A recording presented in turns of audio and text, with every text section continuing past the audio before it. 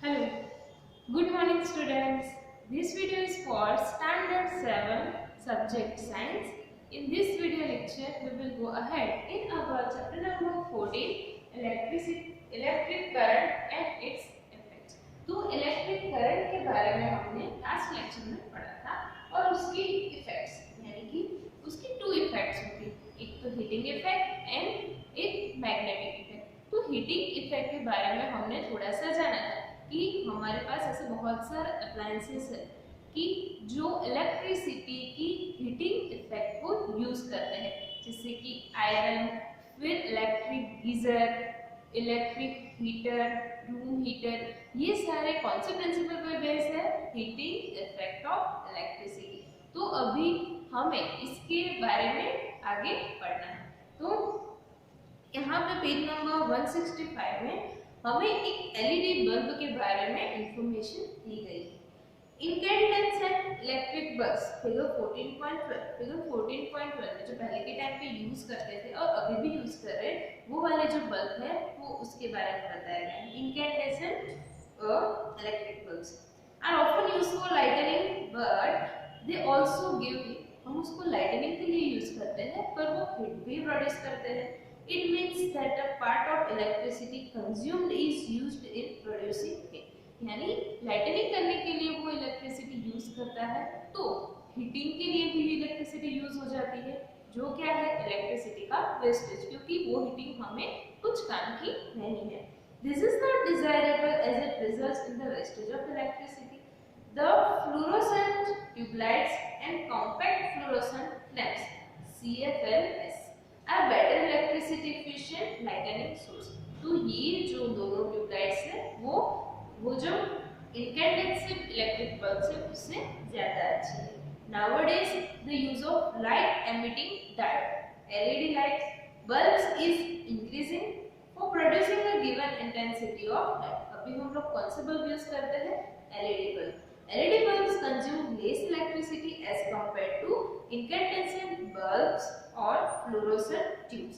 यानी जो ट्यूबलाइट्स होती है और पहले के जमाने में जो बल्ब यूज करते थे उससे एलईडी बल्ब्स कम इलेक्ट्रिसिटी कंज्यूम करते हैं। Thus LED bulbs are much electricity efficient and therefore being preferred। यानी उसको हमें प्रेफर करना चाहिए। It is advised to use electrical appliances and gadgets which are electricity efficient।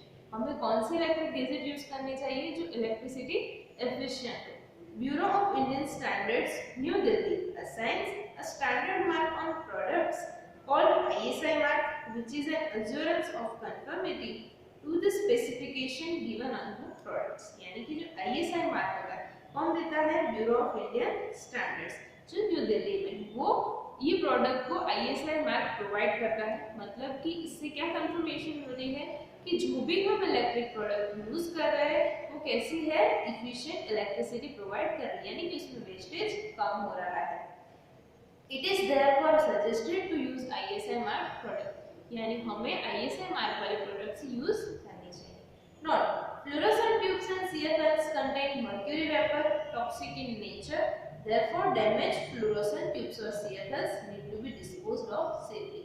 यानी कि वो टॉक्सिक होती है क्योंकि उसमें मर्क्यूरी वेपर यूज होता है, मर्क्यूरी वेपर होता है, तो जब वो बंद हो जाए तो हमें उसको अच्छी तरह से डिस्पोज कर देना चाहिए। Now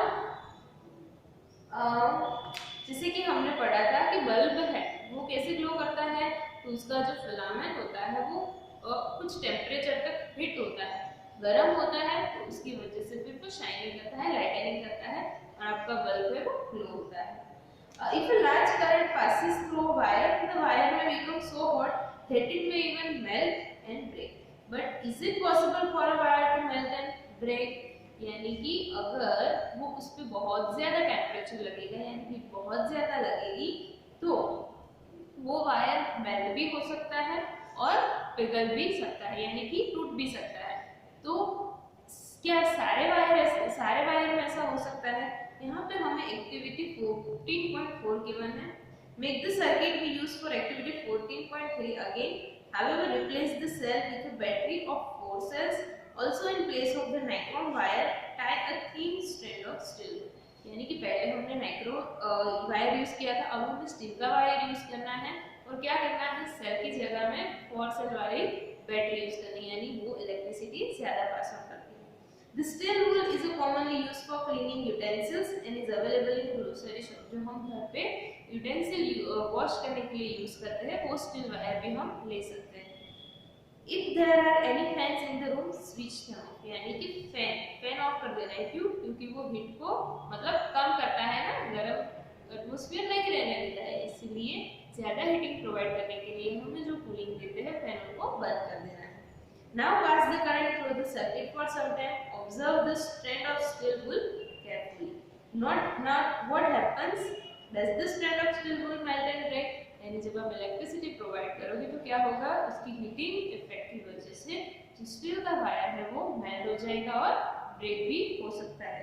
Wires made from some special materials melt quickly and break when large electric currents are passed through them। यानी कुछ वायर ऐसे मटेरियल से बने होते हैं जिसमें अगर हम इलेक्ट्रिसिटी ज्यादा प्रोवाइड करें तो इलेक्ट्रिक करंट की वजह से वो मेल्ट या तो ब्रेक हो सकते हैं। These wires are used for making electric fuses। यानी फ्यूज को बनाने के लिए यह वायर यूज करते हैं। In all buildings, fuses are inserted in all electrical circuits। There is a maximum limit on the current which can safely flow through a circuit। If by accident the current exceeds this safe limit, the wires may become overheated and may cause fire। यानी कि ये fuse हम use करते हैं तो fuse आपकी electric circuit जहाँ से सप्लाई आ रहा है आपके घर में, उसके बीच में, ये सर्किट के बीच में फ्यूज का वायर है वो अटैच किया जाता है। यानी कि ये वायर ऐसे बना हुआ होता है कि जो कुछ एक मैक्सिमम लिमिट होती है, जब तक इलेक्ट्रिक करंट आपके लिए सेफ है तब तक वो ऐसे ही रहता है। लेकिन जब ये इलेक्ट्रिसिटी बहुत ज्यादा अचानक से आ जाए, सपोज अगर ये वायर फिट किया हुआ नहीं है, नॉर्मल जो वायर है नाइक्रोम का जो पिघलता नहीं है, तो अगर बहुत ही ज्यादा कोई भी रीजन से जहाँ से पावर आ रहा है तो बहुत ही ज्यादा इलेक्ट्रिसिटी आने लगी या इलेक्ट्रिक करंट पास ऑन होने लगे तो क्या हो सकता है, आपको करंट लग सकता है, शॉर्ट सर्किट हो सकती है या तो आग भी लग सकती है। इसीलिए ये फ्यूज को उसके इलेक्ट्रिक सर्किट में बीच में रखा जाता है। जो ये फ्यूज वायर क्या होगा, जब बहुत ही ज्यादा इलेक्ट्रिक करंट पास होगा तो ये वायर पिघल जाएगा और पिघलने की वजह से वो टूट जाएगा। अगर वो टूट जाएगा तो क्या हो जाएगा, उसका एंड है वो निकल जाएगा, तो आपकी सर्किट क्या बन जाएगी, ओपन, यानी क्लोज सर्किट नहीं रहेगी, वहां से पावर कट हो जाएगा। तो आपके घर के जो भी अप्लायंसेस के साथ हम इलेक्ट्रिक करंट को ज्वाइन करते हैं, हमारी स्विचेस है जहाँ इलेक्ट्रिसिटी जा रही है वहां पे पावर आना बंद हो जाएगा। यानी जो प्रॉब्लम क्रिएट हो सकती है जैसे कि शॉर्ट सर्किट या तो आग, तो वो नहीं होगी। इसकी वजह से फ्यूज की वजह से, फ्यूज है वो कांटेक्ट तोड़ देगा, तो इसीलिए हर एक जगह पे फ्यूज होता है और फ्यूज हमारी घर की सेफ्टी के लिए बहुत ही जरूरी है। If a proper fuse is there in the circuit, it will blow up and break the circuit। A fuse is thus a safety device which prevents damages to electrical circuits and possible fires। अभी देखो यहाँ पे क्या दिया गया है कि never try to investigate an electric fuse connected to main circuit on your own। You may however visit an electric repair shop and compare the burned out fuses with the new ones। यानी कभी भी आपको खुद से ये जो fuse है उनकी इन्वेस्टिगेट नहीं करनी चाहिए। अगर फ्यूज खराब हो गया हो, टूट गया, तो क्या करना चाहिए, इलेक्ट्रिक शॉप पे जाना चाहिए, उनके साथ ही डिस्कस करना चाहिए, या तो जो बर्न हुआ फ्यूज है उनको देखना चाहिए। फिर है one reason for excessive current in electric circuit is the direct touching of wires. कभी कभी ये ज्यादा इलेक्ट्रिसिटी क्यों बढ़ जाती है, तो उसका एक रीजन है direct touching of wire, wire का डायरेक्ट टचिंग हो जाता है। This may happen if the insulation on the wires, जो प्लास्टिक का ऊपर कवर होता है इंसुलेशन कवर, वो अगर टूट जाए तो ऐसा हो सकता है। This may cause a short circuit, और उसकी वजह से शॉर्ट सर्किट होती है।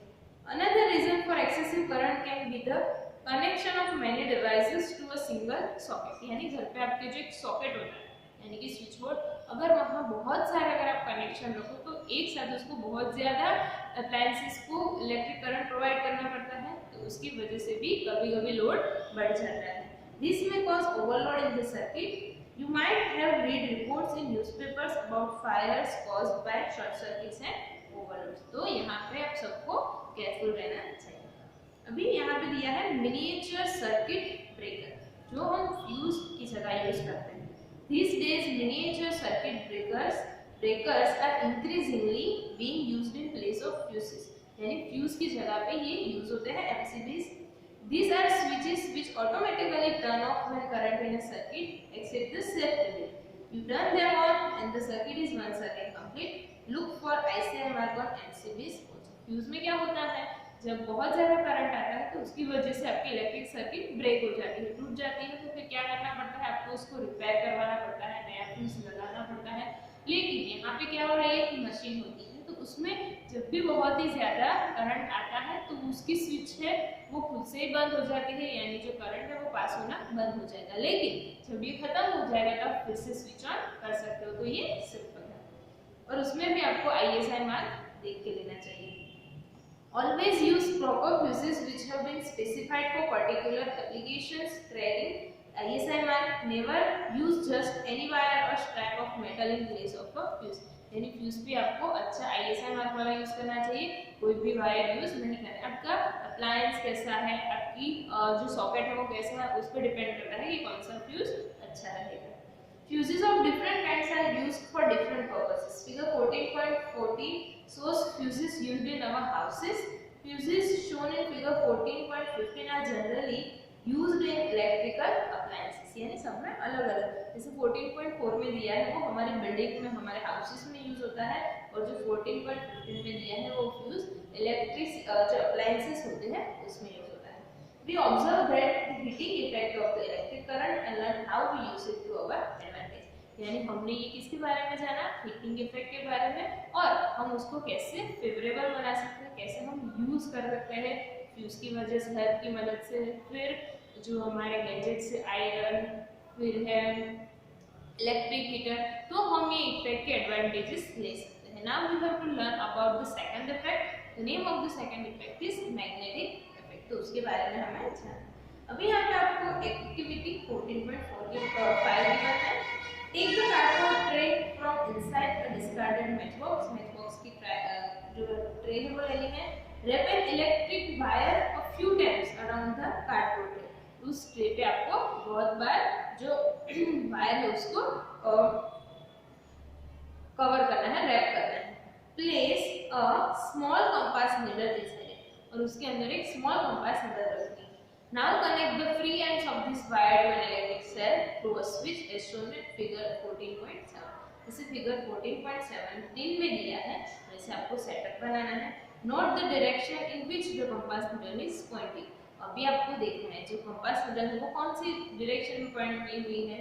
Bring a wire magnet near the compass needle. Observe what happens now while watching the compass needle carefully.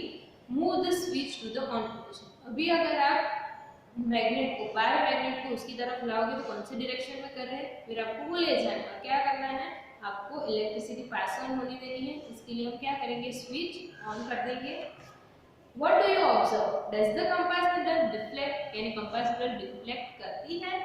Move the switch back to the off position. अब क्या करना है, ऑफ पोजीशन पे करना है।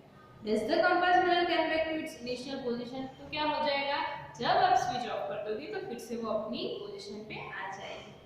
Repeat the experiment a few times. What does this experiment indicate? अभी experiment में वो क्या बता रहा है?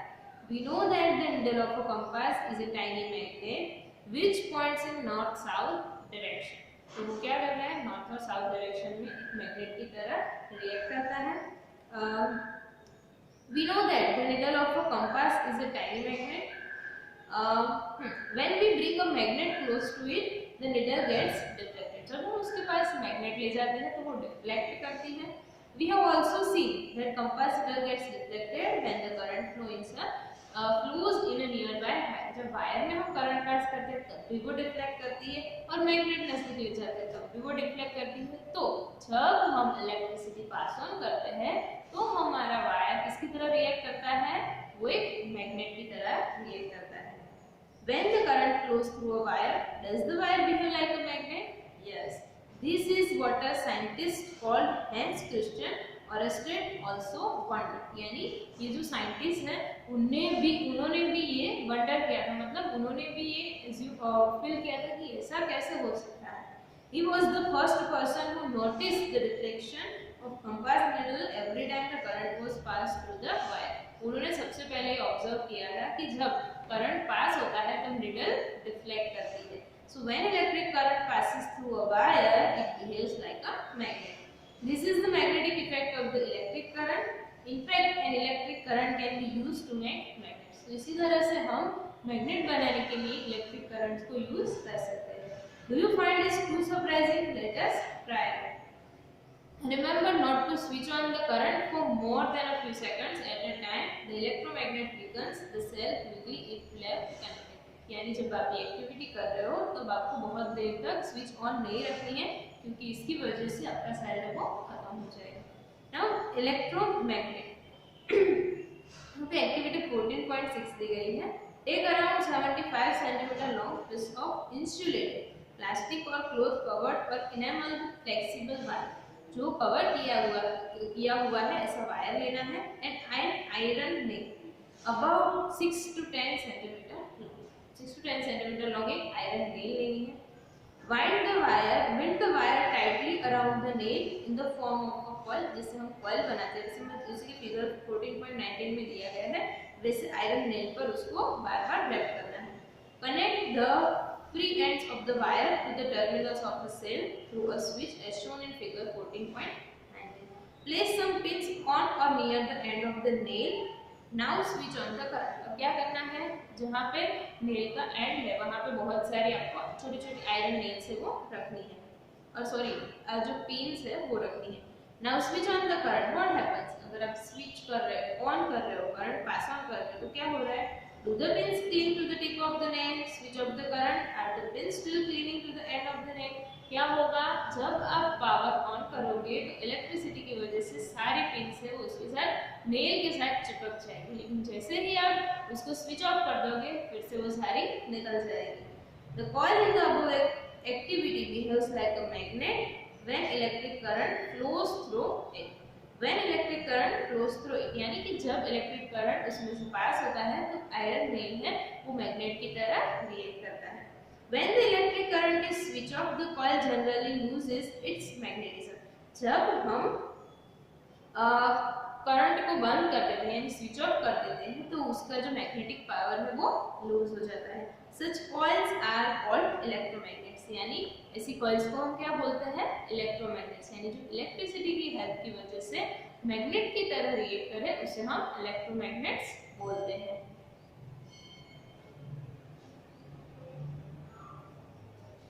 The electromagnets can be made very strong and can lift very heavy loads. अभी इलेक्ट्रोमैग्नेट्स हमें हेल्पफुल कैसे है तो उसको हम बहुत स्ट्रॉन्ग बना सकते हैं और उसकी हेल्प की वजह से बहुत सारा लोड है वो उसको लिफ्ट भी कर सकते हैं. Do you remember the crane about which you read in chapter 13 of class 6? The end of such a crane has a strong electromagnet attached to it. यानी जो क्रेन होती है जो बहुत सारा लोड है वो कैरी कर सकती है तो उसका जो भी पार्ट है वो भी किससे बना होता है इलेक्ट्रोमैग्नेट से. The electromagnets are also used to separate magnetic material from the junk. यानी जो कचरा होता है आयरन का उसमें से मैग्नेटिक मटेरियल को अलग करने के लिए भी हम उसको यूज करते हैं.